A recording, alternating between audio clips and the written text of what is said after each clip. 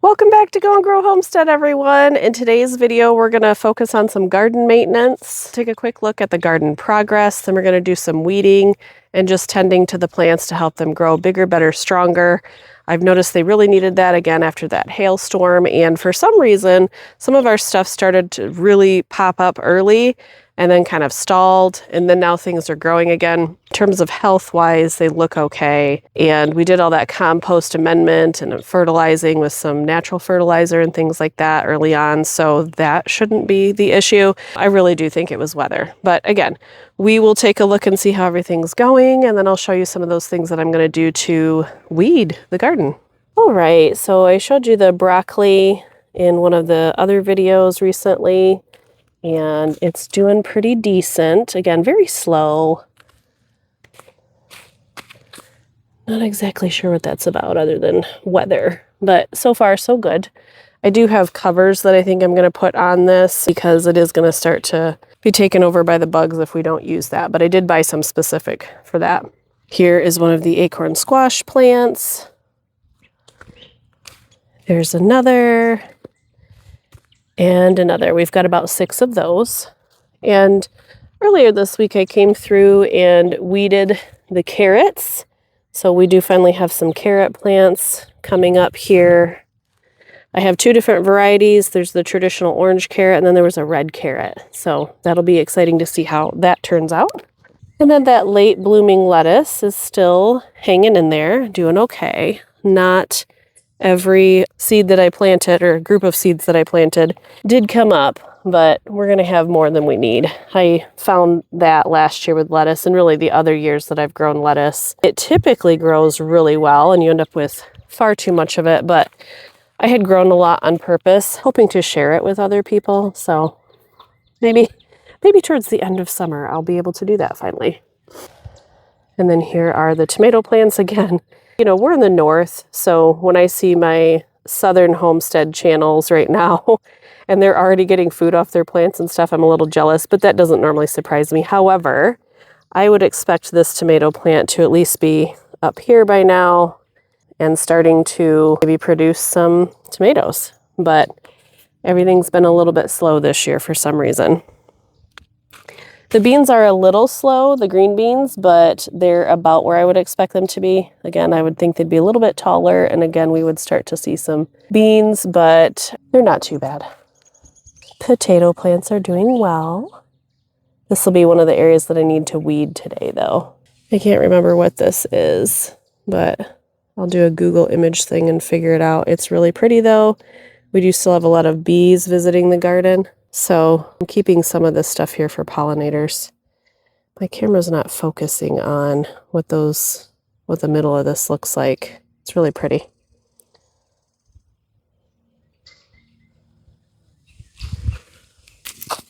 And I kept that patch of clover as well, kind of in with the potatoes.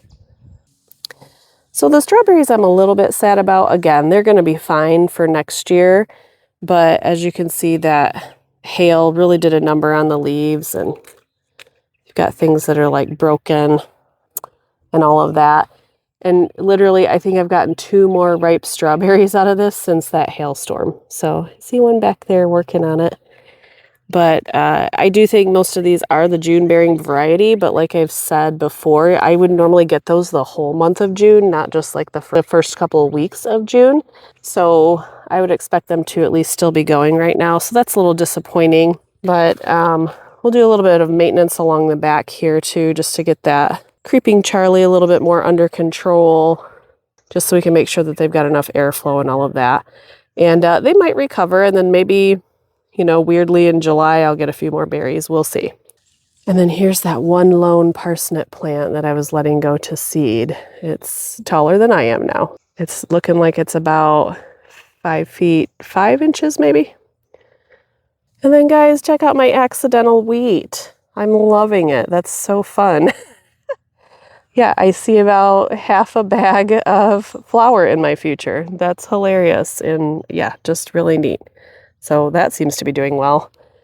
There are strawberry plants in here throughout. They really didn't do a whole lot with berry production this year, but I'm sure that has to do with a little bit of stress on the soil and the fact that this one is very much weed covered. So I don't know if I'll get to this one today, but that's another project.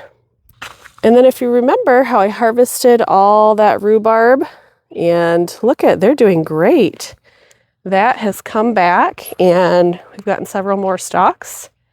I can probably get another pie's worth out of this year as well. So I think all said and done, I will have gotten seven or eight pies worth out of the rhubarb patch this year. And the blueberries do not seem to be doing really well this year. So that one right there is normal, but that one certainly is not. And then over here on this one, you can really see it, unfortunately. I'll have to figure out what this is due to. It doesn't really look like bug damage, although it may be. It just looks kind of like they're getting dry and shriveled up while they're trying to ripen, which I had that happen one year at our first house with the grapevine that was there. And that was a sign of disease for that particular grapevine. So I don't know if that's what's going on here, or if the hailstorm had some kind of effect, or if we have some nasty bugs causing this. I will look it up, but if anybody knows and has had this issue with your blueberries before, let me know in the comments, because I've grown blueberries for 3 seasons where the bushes were actually productive with berries, and I've never seen this before, so I don't know what that is. And my goodness, I wish these were all food plants, but the decorative pumpkin is doing really well. The couple of empty spots that you see here were places where the hail took out the plants, obviously, and I replanted some seeds, so there's a couple things coming up out of those holes, but I just realized I had so many of them that I didn't need to replant in every hole because they all seem to be doing well. And if they go crazy like I'm used to pumpkin plants going crazy, then this is going to be a lot. Now they're small. They're decorative pumpkins, like I said, like the really tiny kind that you decorate with in the fall. But still, that's still going to be a lot of pumpkins, even for small ones. So it's okay that not every hole has something growing out of it. It's just you normally do that when you're first planting, because not every seed is going to germinate. You have no idea how many are going to actually germinate. So you want to make sure you're putting enough in the ground as well. I can always pull some of these plants and just not have them grow. But again, with what happened with the weather, and you just never know what else could come along and disrupt your garden, I might as well just let them all grow and see which ones actually survive, because they may not all survive. And then with these 3 rows, this first row here is supposed to be parsnip. I'm still not sure if it's actually coming up or not.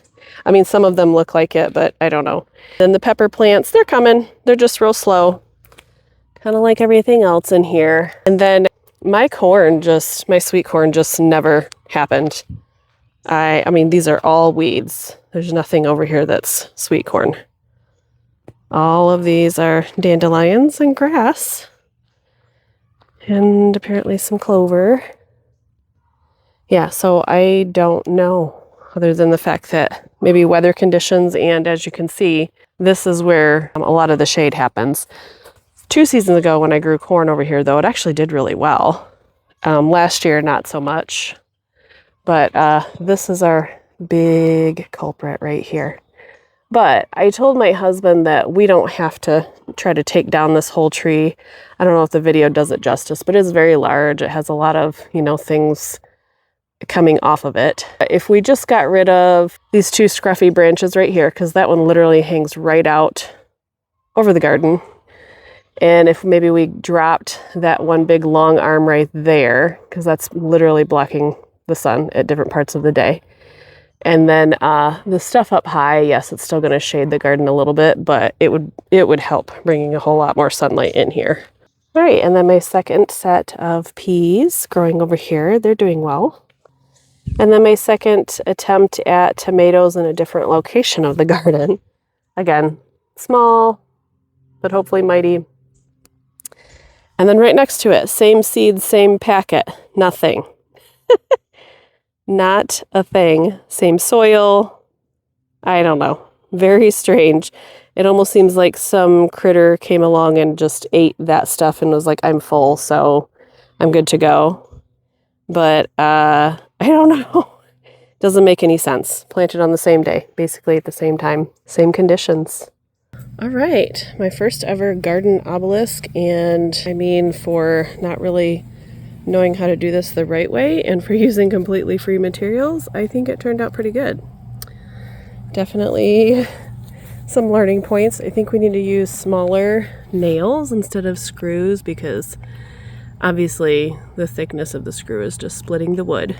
But initially I thought, well, maybe I should have used even thicker small branches, but that didn't seem to matter. That actually posed different problems when I tried to use a thicker branch, but I think it's just the fact that it was a screw. And because then, like on some of these, it's actually not that bad. It's fine. And then another takeaway would be, I think straighter branches would be best. This isn't terrible.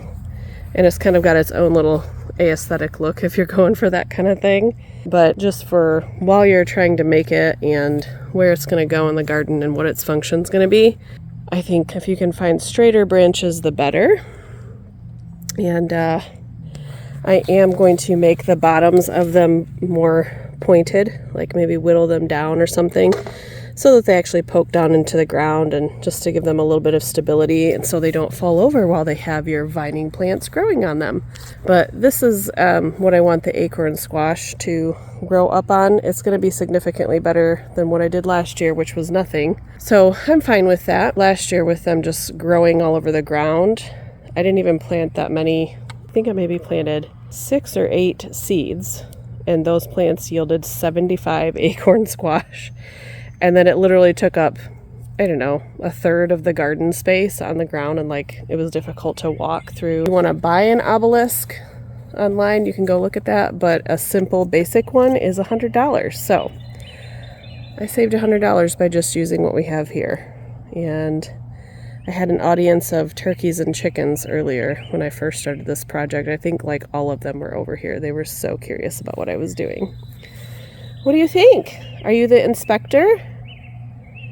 How'd this project turn out? Just so-so? Yeah. And here's that garden obelisk I built.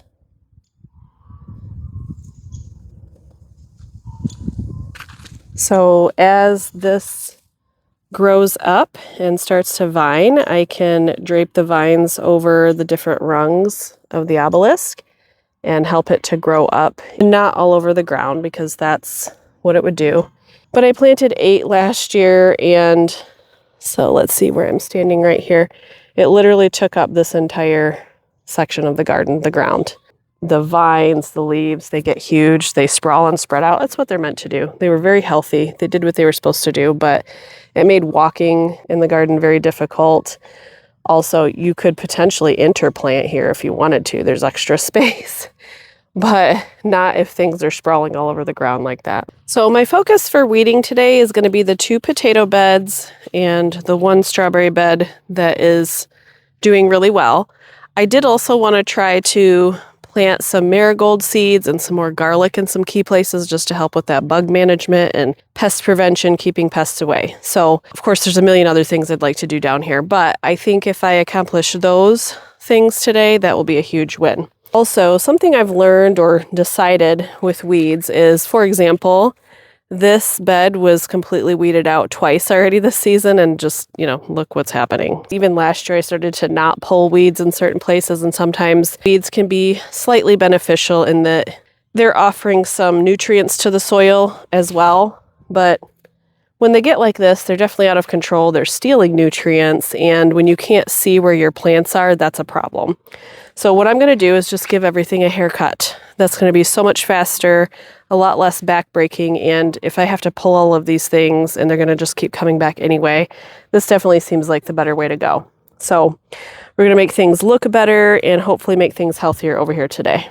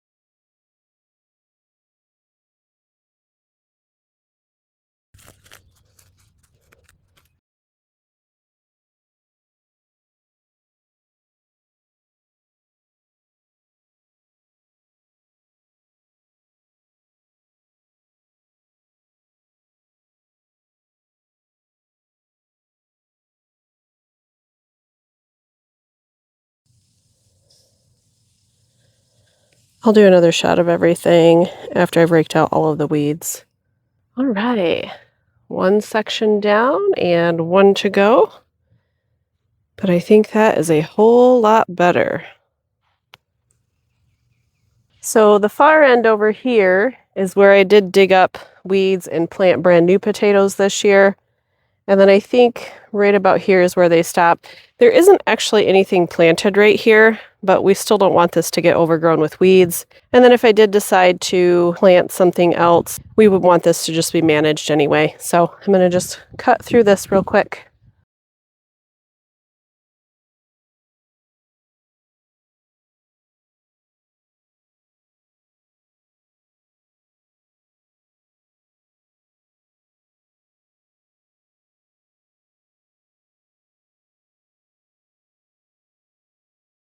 That is much better. You can see a couple of the volunteer potato plants from last year coming up. And then that half of the bed where the new potatoes were planted, they're not coming up yet, but that's fine. And then that end of the bed is weeded, so much better. That will also help with just reducing the amount of pest type bugs that come into the garden because of the weeds. Another thing too, if you're wondering why I didn't use a weed whacker the way that we did and can do again along the side of the garden here where there's nothing planted, is there would really be no way to control a weed whacker and make sure that you didn't get the wrong plants. It might seem like you could, but if anybody's ever used a weed whacker, you know that they're fast, they can be hard to control.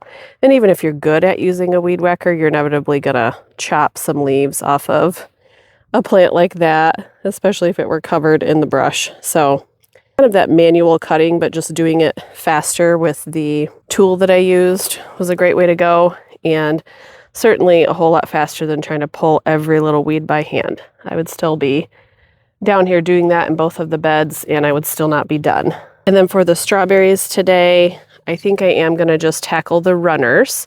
Those are the offshoots of the strawberry plant that are trying to grow new strawberries, or new strawberry plants, I should say. If there are some that are long enough and I can train them into my empty holes, great. That was something I was working on earlier this year and I did successfully with a few plants. But I'm not going to have time today to get all the way back there. I think I'll cut out these really large things that sort of look like carrots on steroids.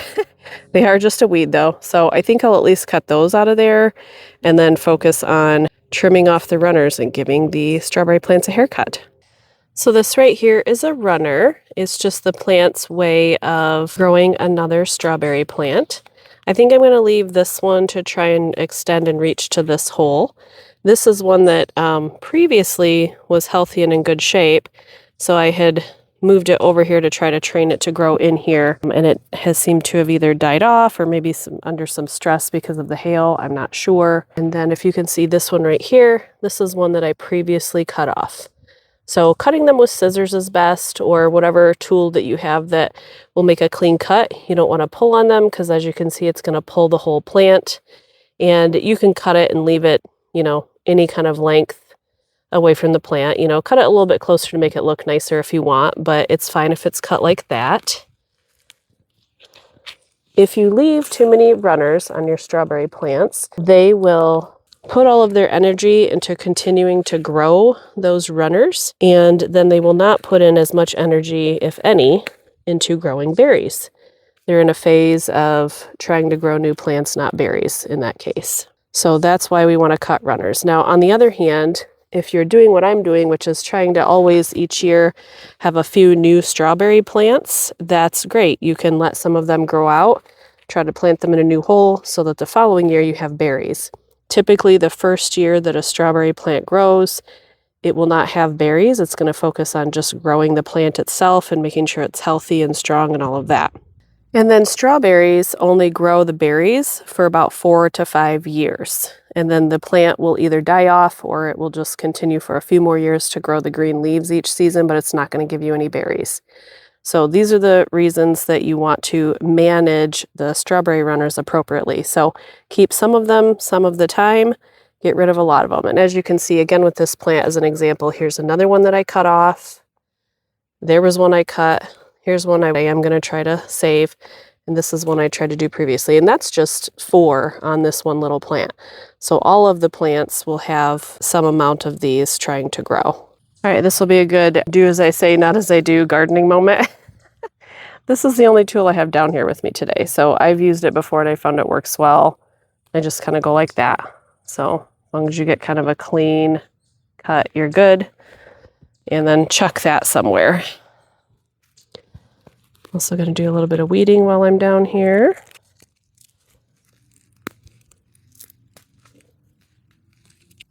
You can also remove leaves that have died or are dying or don't seem to be doing well from a strawberry plant. A lot of times those will pluck off really easily, actually. Let's see if this one does it over here. Kinda. That was a little bit tough. You don't want to, again, rip the whole plant out of the ground, but that came off pretty easily. But if they don't, just do the same thing you do with the runners and cut them off. And here are 2 plants that I'm not sure if I did these this year or last year. This unfortunately is because of the hail hits. But these are 2 that I transplanted, probably from that plant back there and maybe this one over here, or maybe this one came from that plant. But yeah, these are young plants. They certainly didn't fruit this year, but we made new strawberry plants, so they'll give me some good fruit next year. Oh goodness, yeah, this is all the hail and damage here. That one came off really easily.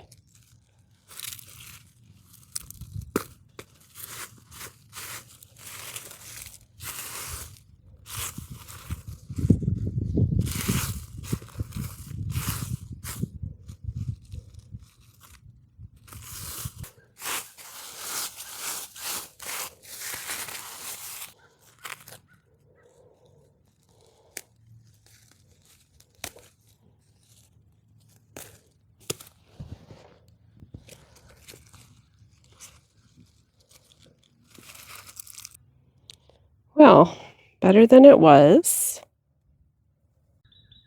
Here are a couple of examples I wanted to show you too of the runners that have successfully started new plants and then kind of how to manage or handle that. So this little one here is just getting started and doing well. It's healthy. I actually just covered it up with a little bit more dirt and kind of tucked it down in a little bit more because the roots are very shallow and fragile still. It's not fully established. But as you can see, the umbilical cord, as I also like to call it, or the runner, is still attached to this larger parent plant. So I will leave them like this until the plant is a little bit bigger than that and seems like it's doing well and established. And then all you have to do is cut in between, or if you don't want the ugly, broken looking runners, you can cut and then cut just to shorten that up. But you can detach it from the plant. You just want to give it enough time to really get established. So I have 2 examples here of that. So this one I'm going to leave connected because it's not quite ready. This one here is ready to cut. So see how it's bigger, clearly doing well, it's more established. It no longer needs to be attached to mom with the umbilical cord anymore. So we're going to cut that one today.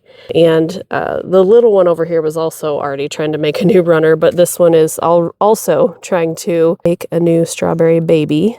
And I'll cut that off so that it can then direct its energy back to making this plant healthy and strong. Well, that's going to do it today, guys, for this video and for this strawberry patch. I didn't completely get everything out of the back here that I wanted to, but it is so much better than it was. All of that stuff that was behind it is gone for the most part, and the tall things that were right there. Chopped those down, and the first 2 rows, they're not full rows, but this section here, that's all fully weeded. Runners are cut. Dead things are trimmed up and off when and where I could. These back plants that are my older ones, obviously, and more established, I do need to go through and do just a little bit more weeding and cut the runners off of those, take off some dead things, but they can breathe again. They're going to get more full sunlight. They get really good sunlight here anyway, but they'll get even more now. And when it rains or when I water, it's really important that the water has a place to run off to. So now we fix that again along the back where all of those weeds would have been preventing that. But have a great day, guys. It's extremely hot out here, and I have an appointment with family at the lake. So we will see you next time.